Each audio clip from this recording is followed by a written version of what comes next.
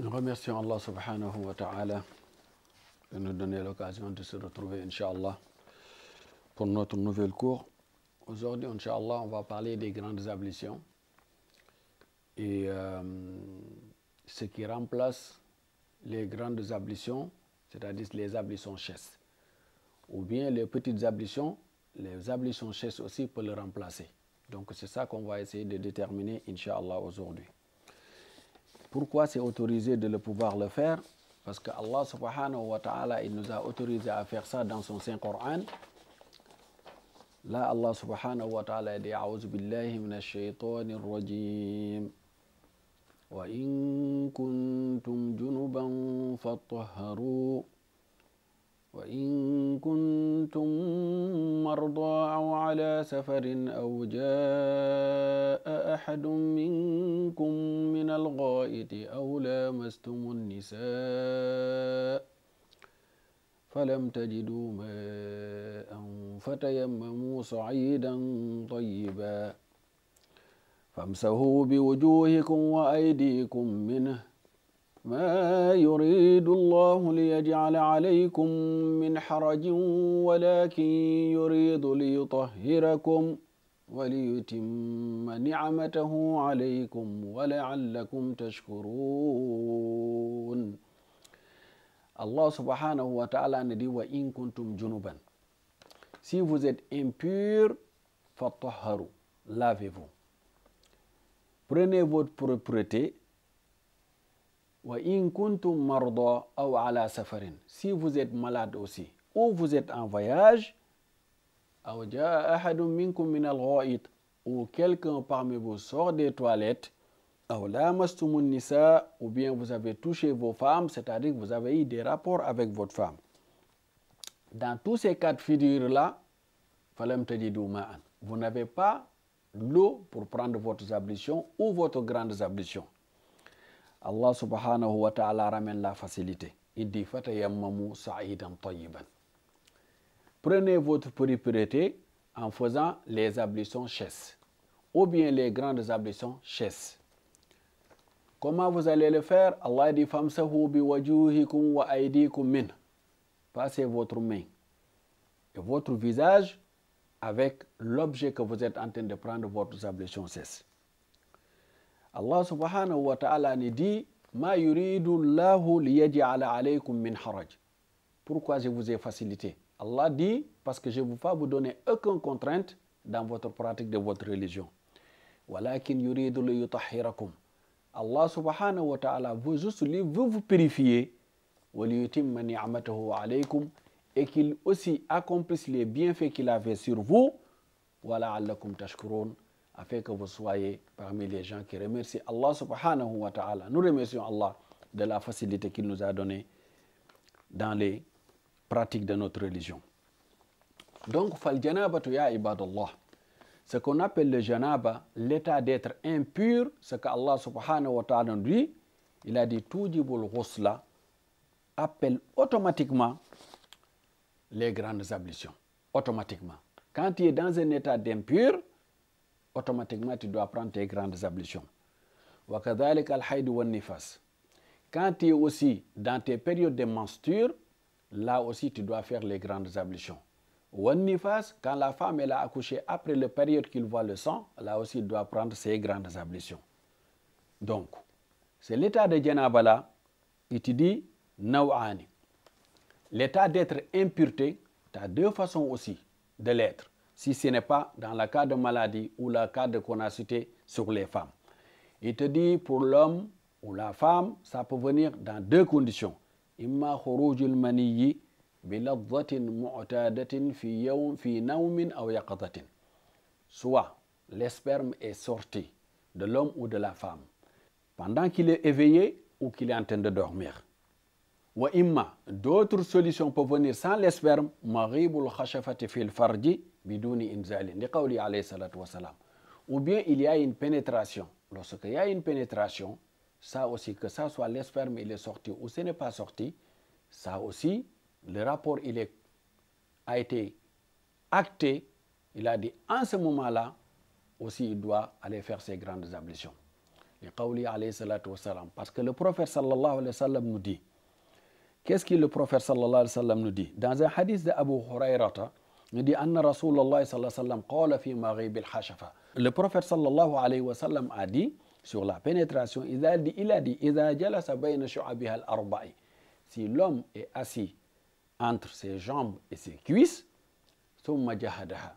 Il a dit après il y a eu la pénétration. Faqad wajaba al-ghuslu. Le prophète sallallahu alayhi wa sallam, il a dit les grandes ablutions est devenu obligatoire. Anzal aw lam yunzil. Il a dit il a mis de l'esperme ou il n'a pas eu d'esperme. Automatiquement, il doit aller se purifier. Dans un autre hadith que le prophète sallallahu alayhi wa sallam nous dit, aussi ça c'est un hadith de Abi Sa'id al-Khudri. قال رسول الله صلى الله عليه وسلم. Le prophète sallallahu alayhi wa sallam, il a dit wa innama al-ma'u bil ma'. Il a dit l'eau appelle l'eau. La première eau, c'est-à-dire que l'eau avec laquelle on doit faire les grandes ablutions. Le deuxième eau que le prophète cite, c'est l'eau qui est sortie de l'homme. Allah subhanahu wa ta'ala nous dit dans un état d'impureté. Il avait cité ça. Là, c'est concerne la femme. Allah, il a dit وَلَا تَقْرَبُوهُنَّ حَتَّى يَطْهُرْنَ فَإِذَا تَطَهَّرْنَ فَاتُوهُنَّ مِنْ حَيْثُ أَمَرَكُمُ اللَّهُ. Allah, il a dit وَلَا تَقْرَبُوهُنَّ. Ne approchez pas vos épouses. C'est-à-dire que ne venez pas faire tout simplement les rapports. Hatta yaton, jusqu'à qu'elle soit propre. Que ça soit elle dans son état après l'accouchement ou dans sa période de menstruation. Allah dit فَإِذَا تَطَهَّرْنَ. S'ils sont maintenant propres, فَاتُوهُنَّ مِنْ حَيْثُ أَمَرَكُمُ اللَّهُ. Venez faire ce que Allah vous avait interdit de faire, c'est-à-dire les rapports. Inna Allah, parce que Allah subhanahu wa ta'ala, yuhibbu tawabin, il aime les gens qui se repentent, wa yuhibbu al-mutatahhirin, il aime aussi les gens qui sont propres.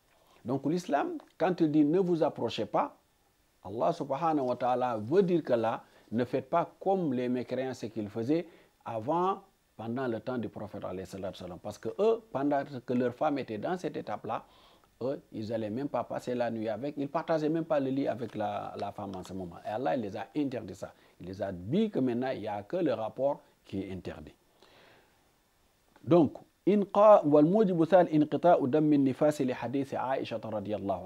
quand aussi le sang après l'accouchement aussi s'est arrêté, il a dit ça aussi, il doit aller se purifier.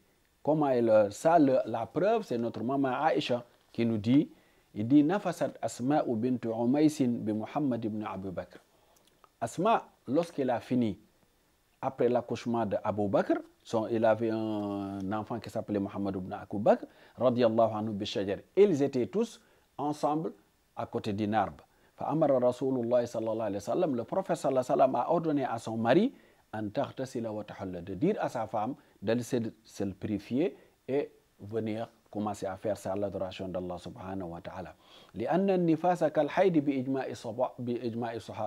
a dit les conditions de le sang après l'accouchement, c'est les mêmes pendant que la femme elle est pendant sa période de menstruation. Menstruation, c'est les règles que la femme elle a tous les mois. Donc pour que ça soit clair. La personne aussi, il doit faire les grandes ablutions pendant ces conditions-là aussi. Le prophète sallallahu alayhi wa sallam a rajouté une quatrième, c'est-à-dire quoi? Al-mautu wa islamul kafir. Lorsque la personne il est décédée, il faut qu'on aille lui faire ces grandes ablutions. Lui, c'est nous qui vont le faire à sa place. Wa islamul kafir, lorsque quelqu'un aussi se reconvertit, ce qu'on fait plus maintenant beaucoup, mais celui-là aussi, ils doivent se laver, prendre sa douche et faire ces 2 raka'ah. L'épreuve, le premier, Abu Hurayrata radiyallahu ta'ala anhu, il dit Anna Rasulallah sallallahu alayhi wa sallam, le prophète sallallahu alayhi wa sallam, amara Thumamat al-Hanafi hina usira an yaghtasila faghtasalla wa salla. Le prophète sallallahu alayhi wa sallam, lorsque Thumama al-Hanafi il s'est converti, le prophète sallallahu alayhi wa sallam il a dit va faire tes grandes ablutions. Après il a dit fais tes 2 raka'ah. Lorsqu'il a fait raka'atayn thumma qala alayhi salatu wa salam, le prophète sallallahu alayhi wa sallam, après ça, il a dit laqad hasuna islamu akhik. Il a dit la conversion de votre frère est devenue meilleure. Laqad hasuna islamu akhik. Kama ja'a fi sahih, lorsque la personne il est décédée, c'est aussi on a une autre preuve que le prophète sallallahu alayhi wa sallam, anna Rasulullah sallallahu alayhi wa sallam amara bi taghsili ibnatihi Zainab. Le prophète sallallahu alayhi wa sallam lui-même, lorsque sa fille Zainab est décédée, Le prophète sallallahu alayhi wa sallam, elle a ordonné la maman radiallahu anha, elle a dit allez la laver, elle a demandé aux femmes d'aller laver sa propre fille lorsqu'il est décédé, rahimahullah, qu'Allah subhanahu wa ta'ala l'agrée et l'accepte dans ses paradis.